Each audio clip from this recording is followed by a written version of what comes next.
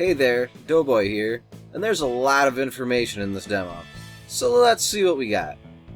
It appears as though Mother Base is under construction with scaffolding set up around parts of the structure, and this construction goes away as Mother Base grows. Then we see Ocelot, who gives you a fabric briefcase, and you discover it is a fault and recovery device. In reality, a Fulton balloon would never fit in such a small space. Check out my top 10 Metal Gear Technologies video for some more information on that. We are also then shown that you can Fulton a whole Jeep full of guys by Fultoning the Jeep itself. That's pretty cool. The demo then shows some of the additions you can add to Mother Base. You have to build onto Mother Base in order to recruit more soldiers and become stronger. Mother Base consists of a main command platform, and by going to the base facilities option on your iDroid, you can expand upon your base and even add specialized platforms for each unit. And it appears as though there is a limit of 4 platforms for each unit, including 4 command platforms. This screen also shows the development requirements in order to build each platform shown on the left. In this instance, the R&D platform needs 40,000 GMP, or the money of the game, along with 1,000 common metals, marked by what looks like a gray rock, and 1,000 fuel resources, which is marked by a red flame. On the right, it looks like it is showing the other materials that can be found in the game. Along with the flame and the rock, we also see an orange diamond on the far right, which is probably literally 4 diamonds. We also see what looks like a few small crystals next to that. This could be minerals, or perhaps rare or uncommon metals. Then finally, we see the Steam logo. Wait, that's not the Steam logo, but it did remind me of it at first. And I'm not sure what this could be. Could be rare or common metals, or perhaps heavy machinery or something like that. I'm not entirely sure. After the confirmation to build the R&D platform, we see that it will take 35 minutes to be built. This is probably where the microtransactions will come into play, so it will take less time to build things like these platforms or new weaponry. Not a problem. I just won't use that feature. No biggie. The narrator talks about how you'll not only be able to customize the color of each platform, but also its location, so not everyone's Mother Base is going to have a similar layout. Then we get a look at another new emblem created for this demo, which looks like some kind of insect with the letters PT. I believe this is probably a nod to the cancelled Silent Hills, which was supposed to be a collaboration between Hideo Kojima and the movie director Guillermo del Toro, who is famous for movies like Pan's Labyrinth and the Hellboy series. The R&D platform has a black section on it, and the rest of it is the classic big shell orange. I'm wondering if it's just built like that, or if you can actually change not just a primary color of Mother Base, but also a secondary color. Then we see a new part of the Africa map here with the Bampivi Plantation, and we see where the Africa map is located. Angola, Zaire, border region. Angola is a country in southwest Africa that shares a border with the Democratic Republic of the Congo. And right on the border of the very northwest corner of Angola is the Zaire province. So this is approximately where the African map is located. We then get another look at the weapon development system, and each weapon has its own stats that can be seen on the right, so that you can pick and choose which weapon would be best for the mission. It then shows how much it will cost for the R&D team to create the weapon. In this case, it is the Winderger Series 333 revolver, which is a 44 caliber revolver and has a 100,000 GMP requirement. It also shows that it will take 18 minutes for the R&D team to create this weapon, and the option is given to speed up the process, which will be another use of the microtransactions. And we get a look at the classic stealth camouflage in action. And it also says that just like in Peace Walker, it will restrict mission rankings to an A rank or lower, so you can't get an S rank with the stealth camo. And it also cannot be used in the forward operating base or FOB multiplayer, which would make sense. The weather at Mother Base changes as well, and we see Snake take shelter from the rain by making his way to Huey's lab. We're just outside the door, you see a sign that reads, Authorized Personnel Only, and has a picture of the silhouette of Huey's head, with a wrench and a screwdriver crossing beneath it, mimicking a skull and crossbones. Here you can see Huey with his new robotic legs, and it also appears as though he can crouch down and they will stand him in a sitting position, Huey is working on something top secret here, and the demo doesn't really show what it is. But we have gotten a few glimpses of it here and there before, and I'm pretty sure it is the quadrupedal Metal Gear looking thing that has D-Walker mounted on his head, that has been shown in previous trailers. The demo then shows that with the combat unit platform, you can choose to send soldiers out on missions for you, similar to Outer Ops and Peace Walker. There are various different missions with various different rewards for completing them. Also, in the bottom left corner, you see the acquisition probability for certain things. When the mission Staff Headhunting is selected, you can see that it has a 40% chance of finding A+ or E volunteers, which probably means you can find A+ or E rank soldiers. It also shows that there is also a 100% chance of finding 40,000 GMP on this mission, so it will probably be a good idea to send these soldiers out regularly.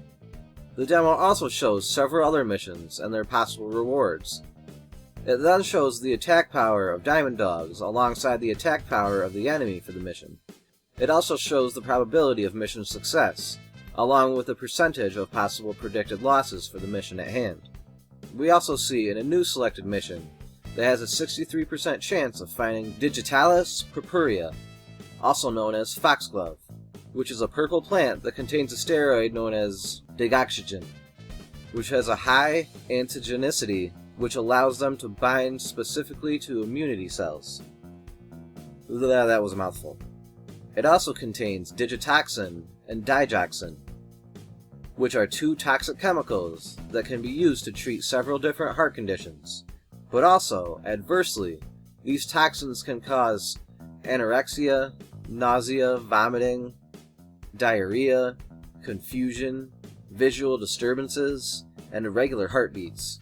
And there is even a possible increased risk of death. In other words, the plant's pretty poisonous. Next, we see the support team airdrop a new vehicle in for Snake. It appears to be an armored vehicle equipped with a Buck missile system, which is a self-propelled medium-range surface-to-air missile system developed by the Soviet Union starting in 1979. Can't wait to have some fun with that thing. The support team can also do several other things for you as well, like providing cover fire or sending in airstrikes, but be careful, all of this costs GMP. The narrator then tells us that if you level up your support team enough, you will eventually be able to manipulate the weather. That's a pretty cool idea, and I will probably take full advantage of that when the game comes out. We then go on to see that you can raise the morale of your soldiers just by walking up to them. I think you will probably also be able to raise their skill by sparring with them and such, but I'm not entirely sure. We also get another good look of D-Dog as a puppy. That's nothing new, but he's cute. The demo also shows that we can sometimes find out useful or funny information just by listening to soldiers around Mother Base. Perhaps they will talk about how they saw some of those raw diamonds that are seen scattered around Mother Base. There are also porta-potties, portable showers, that can be found at certain points around Mother Base. These can be used to clean Snake off so he can keep morale up, because soldiers aren't going to want to follow a dirty leader. Cleanliness right next to godliness. They probably also aren't going to want to associate with a guy that looks like a blood-soaked psychopath. So yeah, might want to wash that off too. And if you go for too long without a shower, your soldiers will eventually begin to smell you. And no one wants to walk behind a guy that just spent weeks in the wilderness of the humid jungles of Africa without a shower. So if you smell too bad, they will definitely let you know. You can also find several different posters in the game, such as an anime poster like this one, which appears to be an anime version of Paz. They didn't reveal what their use is besides collectible value, but I would imagine that they might unlock something if you collect them all. Or they could possibly even be used to decorate Mother Base. That would be pretty cool. Snake putting anime posters up in his room? Sounds like me when I was a teenager. There are also several hidden target practice challenges hidden around Mother Base that you can probably complete to gain GMP or certain weapons or items. The demo then shows that you want to return to Mother Base as often as possible to not only keep your base morale up, but also to see the story happening between missions, and to prevent things like fights between Diamond Dogs members. Then we see some of the Mother Base customization options, as the emblem changes to a diamond with GC beneath it, which I am guessing is for the Gamescom demo. Gamescom? GC? It also shows some of the custom color options for Mother Base. It appears as though all of Mother Base is going to be a single color, but like I said before, could you have dual colored platforms? And it would also be pretty cool if you could color each platform separately. The demo then goes on to show that you can eventually create forward operating bases, or FOBs, which contain all of the same customization features as Mother Base, but they act as an optional online feature where you can invade the base of another player, or you can be invaded by another player at any time. This online feature is completely optional, but it will net you big rewards for your base if you choose to take advantage of it. It appears as though you can have at least 3 FOBs, and you could build them in several locations around the world. Different locations will give you different bonuses. These locations are shown on the left with the Mid-Atlantic Ridge, east of the Hawaiian Islands, South Atlantic Ocean, Indian Ocean, and North Pacific Ocean, while on the right you see the rankings of each material deposit that you will find in these locations for the resources for your base. Even from the field you can raise the defenses of your FOB by not only bringing in more guards, but also by having the R&D unit develop different security devices for the base, such as infrared sensors, anti-theft devices, I'm not sure what those would be in this instance, cameras, UAV drones, decoys, and even mines. You can even mark where you want your defenses heightened, in the event of an enemy intrusion, in which case you can either leave your best men on the job, or go in and take care of the problem yourself, which is just what the demo shows. When you choose to take the intruder head on, it shows your win-to-loss ratio, and the points you have earned, along with the intruder's win-to-loss ratio and their points. The demo then shows a countdown in the top left side of the screen. It shows that you have approximately 9 minutes before the security team blockades surrounding waters. So I'm guessing that's how much time the intruder has to complete their mission on your base, or how much time you have to stop them before the mission is over. Reflex mode not only happens when you are spotted, but it also kicks in when one of your soldiers spots an intruder on your base. And if your soldiers become injured during an enemy attack, you can Fulton them out of the area to heal them and prevent the enemy from doing so themselves. Also, we get a good look at a new gadget, which is an upgraded Fulton device that is called the Wormhole Extraction Device, and we are told that unlike a Fulton balloon, it can't be shot down. I wonder if this is something for the online mode only, or if it will be an available upgrade in the main game as well. I don't really see why it wouldn't. We then get a look at the intruder's side of things, where he decides to take some nocticyanin, which is described as a special medicinal plant blend that heightens awareness for a limited time, makes user aware of nearby organisms without having marked them. In other words, it marks nearby enemies so you can see everything around you without having to mark it. And it says organisms, so it could probably also mark nearby animals and possibly even plants that can be used to create other medicinal things. The intruder then sets a trap with some gas mines before climbing onto a shipping container where he attempts to Fulton himself out.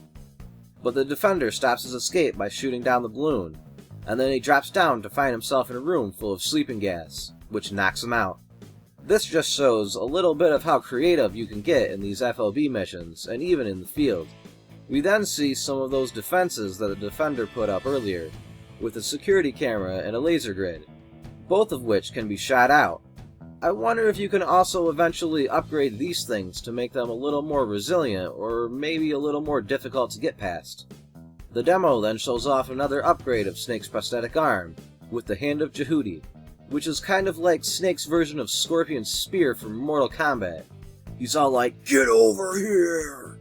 and the guy just teleports to him to be disposed of. He doesn't really say that, but that's what happens. This prosthetic upgrade is a reference to the Zone of Enders games, with Jehudi being the orbital frame mech that is piloted by the main characters of those games.